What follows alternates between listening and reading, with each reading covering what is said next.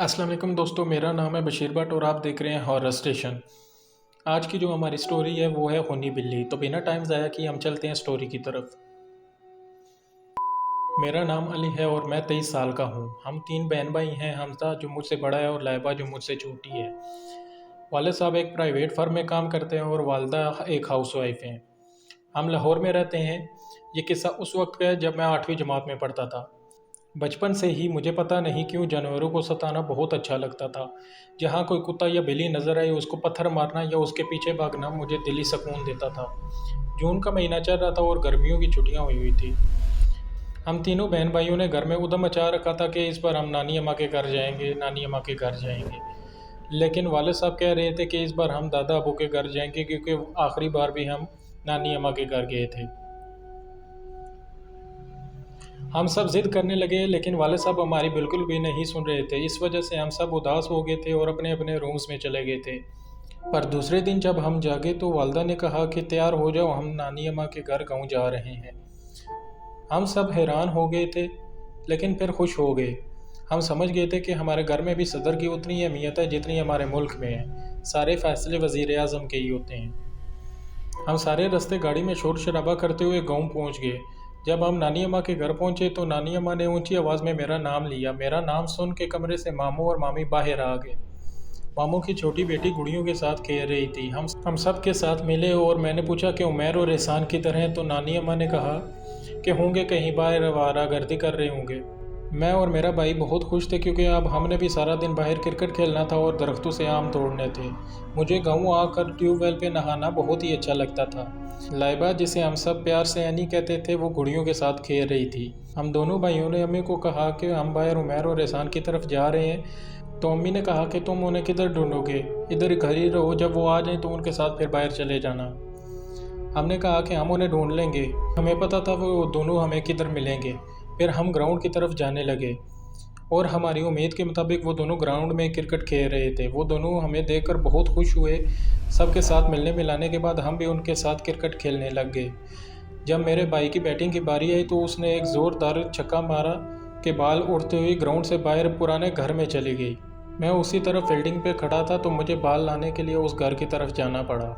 वो घर काफ़ी पुराना था। इतना पुराना घर था कि उसका सारा रंग उतर चुका था और जगह जगह से सीमेंट भी उखड़ा हुआ था। मेन गेट भी जंग लगने की वजह से टूट फूट का शिकार हो चुका था और उसके एक तरफ घर में दाखिल होने के लिए रास्ता बन गया था। मैं वहाँ से झुक के उस घर के अंदर दाखिल हो गया। ध्यान न देने की वजह से घर में काफ़ी जगह पे झाड़ उग चुकी थी। मैं बाल ढूंढ रहा था कि अचानक मेरी नज़र एक बिल्ली पे पड़ी। एक बहुत ही छोटी सी काले रंग की मासूम सी बिल्ली, लेकिन उसको देखकर मेरे अंदर का शरारती बच्चा बाहर आ गया। मैंने इधर उधर देखा तो पास ही एक लाठी पड़ी हुई मिल गई। मैंने वह उठाकर ज़ोर से उसकी कमर पे मारी तो वो चिल्लाने लगी। मैं उसको देखकर महजूज हो ही रहा था कि अचानक ही घर के अंदर से एक बहुत ही खौफनाक किस्म की काले रंग की बिल्ली गुर्राते हुए बाहर निकली। मैं तो उसको देखकर इतना डरा कि फ़ौरन ही वहाँ से भाग खड़ा हुआ।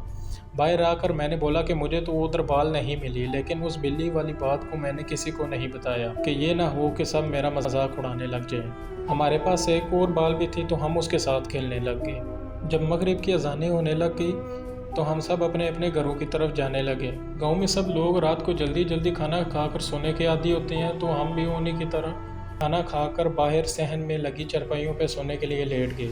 रात को अचानक प्यास लगने की वजह से मेरी आँख खुल गई। मैंने अम्मी को आवाज़ लगाई, लेकिन वो गहरी नींद में होने की वजह से शायद मेरी आवाज़ सुन नहीं पाई। इस वजह से मैं खुद ही उठा और पानी पीने के लिए किचन की तरफ चला गया। जब मैं पानी पी के वापस आया तो बिस्तर पर लेटा तो सहन के एक कोने पर मैंने 2 चमकती हुई आंखें देखी। ऐसा लग रहा था कि इन आंखों में खून उतरा हुआ है। उनको देखकर अचानक ही मेरी बहुत ज़ोर से चीख निकल गई और आंखें बंद हो गई। मेरी आवाज़ सुनकर सहन में लेटे हुए सब लोग जाके और मुझसे चीखने की वजह पूछने लगे। मेरे मुंह से कोई आवाज़ नहीं निकल रही थी, सिर्फ मैं उस तरफ इशारा कर रहा था कि वहाँ पर कुछ है। तो मेरे वालिद साहब ने कहा कि उधर तो कुछ भी नहीं है। तो मैंने आंखें खोल कर उधर देखा तो वाकई वहाँ पर कुछ भी नहीं था। मैं हैरान होते हुए कहा कि नहीं, मैंने देखा है, उधर कुछ न कुछ है। मेरी वालदा ने मेरा सर अपनी गोद में रख लिया और प्यार से कहा कुछ नहीं है वहाँ। नानी अम्मा ने कहा कि लगता है कि ये सोते हुए डर गया है, इस पर कुछ पढ़ के फूंक दो। ये सुनने के बाद मेरी वालदा मुझ पर कुरानी आयत पढ़कर फूंकने लगी। میں اپنی والدہ کی گود میں اپنا سر دبائے سہما ہوا لیٹا رہا کہ پتہ نہیں کب اچانک میری آنکھ لگ گئی۔ صبح جب میں جاگا تو رات والا واقعہ بالکل میں بھول چکا تھا اور کسی نے بھی اس واقعے پہ کوئی بات نہ کہی۔ چند روز تو سکون سے گزر لے، لیکن ایک رات کو میں نے خواب میں دیکھا کہ میں اسی گھر میں ہوں جس میں نے اس چھوٹی سی بلی کو مارا تھا۔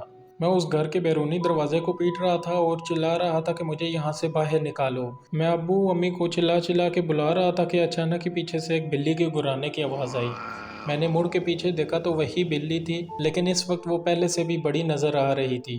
اس کی آنکھوں میں خون اترا ہوا تھا۔ اچانک ہی اس کے منہ سے ایک آواز آئی، تم نے ہی میرے بیٹے کو مارا تھا نا؟ اب دیکھو میں تمہیں کیسے تڑپا تڑپا کے مارتی ہوں۔ اور یہ کہتے ہوئے اس نے ایک دم مجھ پہ چھلانگ لگا دی۔ اس کے چھلانگ لگاتے ہی اچانک میری آنکھ کھل گئی اور میں زور زور سے چلا رہا تھا۔ میں لگاتار چیخ رہا تھا۔ میری والدہ بھاگ کر میرے پاس آئی اور مجھے اپنے سینے سے لگا لیا۔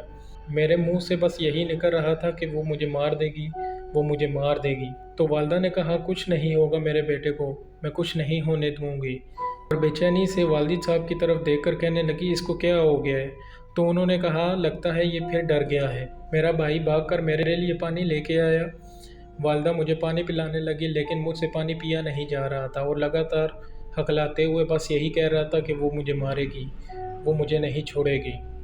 میری والدہ مجھ پر صورتیں پڑھ کر دم کرنے لگی اور میں تھوڑی دیر یوں ہی بڑبڑاتے ہوئے سو گیا۔ دوسرے دن رات والے واقعے کی وجہ سے مجھے بہت سخت بخار ہو گیا تھا۔ گھر والے سب پریشان ہو گئے کہ اس کو اچانک ہی کیا ہو گیا ہے۔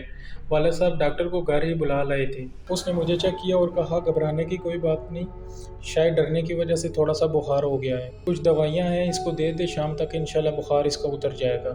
اب میں چلتا ہوں۔ پھر والد صاحب اسے گھر کے باہر تک چھوڑنے چلے گئے۔ دوا کی وجہ سے شام تک میرا بخار تو کم ہو گیا تھا، لیکن اب میری زندگی سے سکون جا چکا تھا۔ رات کو ڈراونے خواب آنا تو معمول بن گیا تھا اور بار بار وہی بلی مجھے مارنے کی دھمکی دیتی تھی۔ اب تو گھر والے بھی پریشان ہو گئے تھے کہ مجھے ایک ہی طرح کے خواب بار بار کیوں آ رہے ہیں۔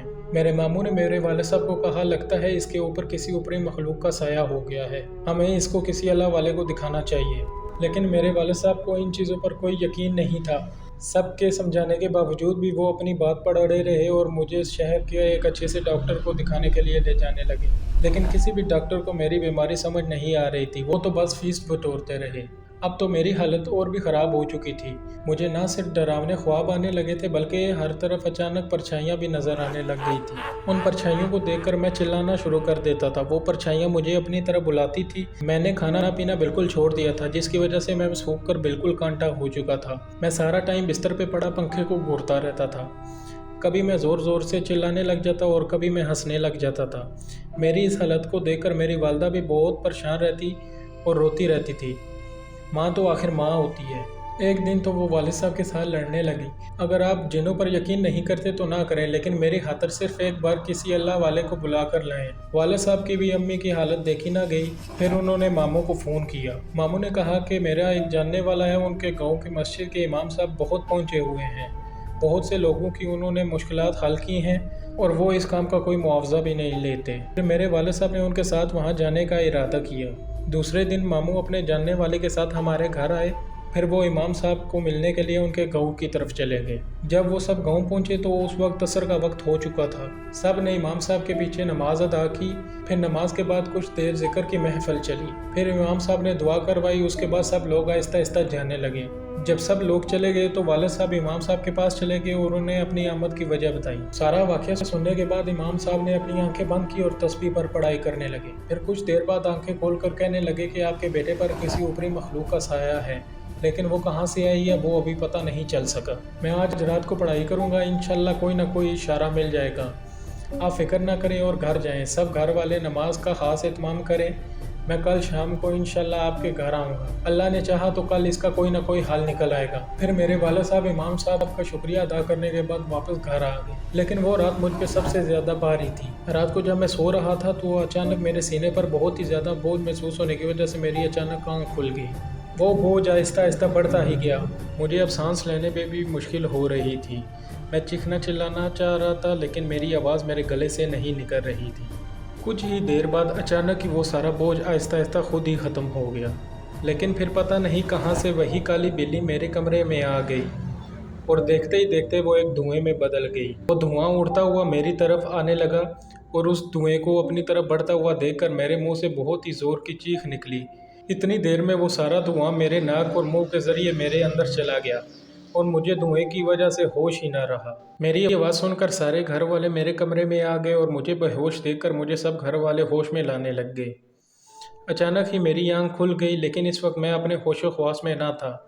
मेरी आंखों में खून उतर चुका था और मेरे गले से अजीबोगरीब किस्म की आवाज़ें निकल रही थी। कभी बिल्लियों के चिल्लाने की आवाज़ें निकलती और कभी ऐसे जैसे बहुत सारी औरतें मिलकर बैन कर रही हूँ। मेरी हालत देखकर सब घर वाले डर गए और सबसे ज़्यादा वालिद साहब डरे हुए थे। उन्होंने बड़ी मुश्किल से मुझसे पूछा कि कौन हो तुम और क्यों मेरे बेटे के पीछे पड़ी हुई हो। मेरे गले से अचानक ही बहुत करख्त किस्म की आवाज़ बरामद हुई।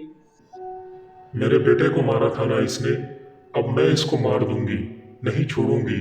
आज रात को मैं इसको तड़पा तड़पा के मार दूंगी और तुम लोग कुछ भी नहीं कर सकोगे। वो इमाम, वो भी इसको नहीं बचा पाएगा। और ये कहते ही वो ज़ोर ज़ोर से हंसने लग गई। अब तो सब घर वाले और भी ज़्यादा परेशान हो गए थे कि इसे कैसे पता चला कि हम इमाम साहब के पास गए थे, और इमाम साहब ने तो कल आने का बोला था। मेरे मुंह से लगातार चीखें निकल रही थी। मेरी आवाज़ सुनकर मोहल्ले वाले लोग भी जाग गए और हमारे घर की तरफ आने लग गए, लेकिन जो भी मेरी हालत देखता वो अपने कानों को हाथ लगाता हुआ उल्टे पांव भाग जाता। मैंने पूरे कमरे की चीज़ें उठा कर तोड़ना शुरू कर दी थी और जो चीज़ मेरे हाथ लगती वो उठाकर घर वालों पर फेंकना शुरू कर देता। मेरे वालिद साहब जो मेरी ये हालत देखकर सकते में आ गए थे, अचानक ही उनको होश आया और वो मुझे संभालने के लिए मेरी तरफ बढ़े, लेकिन पता नहीं कहाँ से मेरे अंदर इतनी ताकत आ गई थी कि मैंने उनको एक धक्का दिया तो वो सीधा दीवार के साथ जा लगे। मेरी वालिदा ने बड़ी मुश्किल से मेरे वालिद साहब को सहारा देकर उठाया। हमारे कमरे में इस वक्त मोहल्ले के चंद लड़के भी जमा हो चुके थे। मेरे वालिद साहब ने उनको कहा कि इसको किसी न किसी तरीके से काबू करो और किसी चीज़ से बांध दो। ये सुनने के बाद वो लड़के मेरी तरफ बढ़ने लगे, लेकिन तादाद में ज़्यादा होने की वजह से उन्होंने मुझे दबोच लिया, लेकिन फिर भी मैं बड़ी मुश्किल से उनके काबू में आया। वो मुझे बेड की तरफ ले गए और वालिद साहब ने बड़ी मुश्किल से मुझे बेड के साथ बांध दिया। मैं लगातार चीख रहा था और अपने आप को छुड़ाने की कोशिशें कर रहा था और सबको मारने की धमकियाँ दे रहा था। फजर होने को बस एक ही घंटा रह गया था कि अचानक ही हमारे घर के बैरूनी दरवाजे पर किसी ने दस्तक दी।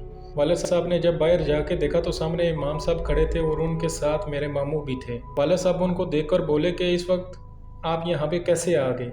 तो वो बोले अभी वक्त नहीं है, कहाँ है आपका बेटा, मुझे उसके पास लेकर चलें। फजर से पहले अगर कुछ न किया गया तो फिर उसको बचाया नहीं जा सकता। वालिद साहब ने कहा कि वो तो अभी कमरे में बंधा हुआ है, और ये कहने के बाद वो उनको साथ लेकर मेरे कमरे में आ गए। इमाम साहब को देखकर मेरे अंदर की चुड़ैल और ज़्यादा बिखर गई और वो रस्सियाँ तोड़ने की कोशिशें करने लगी और साथ ही साथ इमाम साहब को मारने की धमकियाँ भी देने लग गई। इमाम साहब ने अपनी आंखें बंद कर ली और कुछ पढ़ाई शुरू कर दी। उनको पढ़ता देखकर चुड़ैल और ज़्यादा गुस्से में आ गई और चीखने चिल्लाने लगी। मेरा वजूद हवा में उड़ने लग गया, लेकिन बंधा होने की वजह से वापस बेड पर गिर जाता। वो चुड़ैल इमाम साहब को कहने लगी, मेरी तुमसे कोई दुश्मनी नहीं है, यहाँ से चले जाओ। इसने मेरे बच्चे को मारा है, इसलिए मैं इसे नहीं छोड़ूंगी। मैं इसको मार दूंगी ताकि इसकी माँ को भी पता चले कि बच्चे का प्यार क्या होता है। ये सुनने के बाद मेरी वालदा दहाड़े मारकर रोने लग गई। इमाम साहब ने मेरी वालदा को कहा कि आप हौसला रखें, कुछ भी नहीं होगा, ये इसे कुछ भी नहीं कर सकेगी, और सिर्फ यही बात दोहरा रही थी, मैं इसको मार दूंगी, नहीं छोड़ूंगी, मैं अपना बदला लेकर रहूंगी। वो चुड़ैल की तरफ मुड़े और कहा कि छोड़ दे, इस बच्चे को माफ़ कर दे, इसको नहीं पता था कि वो तुम्हारा बेटा है, इससे गलती हो गई है। लेकिन वो चुड़ैल बिल्कुल भी नहीं मान रही थी और सिर्फ यही बात दोहरा रही थी, मैं इसको मार दूंगी, नहीं छोड़ूंगी, मैं अपना बदला लेकर रहूंगी। चुड़ैल ने कहा कि तुम्हें जो करना है कर लो, लेकिन मैं आज रात इसको मारकर अपने साथ ले जाऊंगी। तो फिर इमाम साहब ने कहा अगर तुम ऐसा ही चाहती हो तो फिर ठीक है।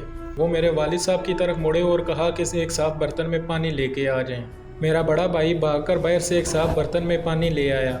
फिर इमाम साहब ऊंची आवाज़ में सूरतुल जिन की तलावत करने लग गए और पानी पर दम करने लग गए। तलावत सुनते ही चुड़ैल चीखने लगी कि बंद करो ये पढ़ना, मुझे तकलीफ हो रही है, बंद करो।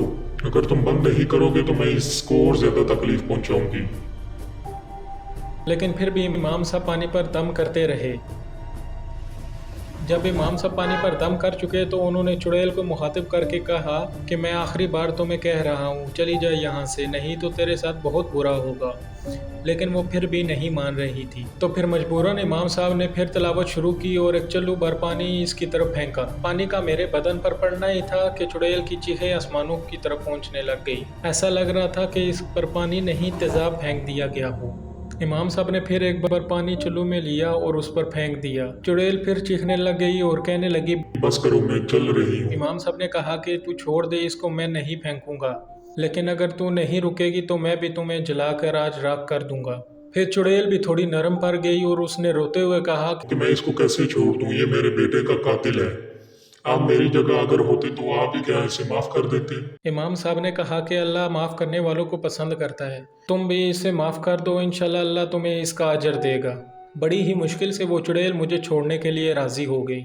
इमाम साहब ने कहा कि तुम अपने जाने की कोई ना कोई निशानी छोड़ के जाना और फिर तुम मुड़ के कभी भी इस घर का रुख ना करना। चुड़ैल ने वादा किया और फिर मेरे मुंह और नाक से वही धुआं निकलने लगा जो मेरे अंदर दाखिल हुआ था। देखते ही देखते वो सारा धुआं हवा में गायब हो गया। जैसे ही सारा धुआं गायब हुआ, हमारे घर का बैरूनी दरवाज़ा गिर गया।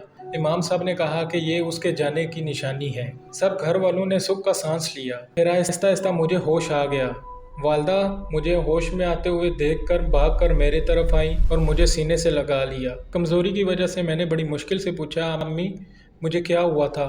तो वो कहने लगी, कुछ नहीं बेटा, बस तुम्हें थोड़ा सा बुखार हो गया था। इमाम साहब ने वो मुझे दम किया, वो पानी पिलाया और कहा कि अब ये इंशाल्लाह जल्द अज जल्द ठीक हो जाएगा।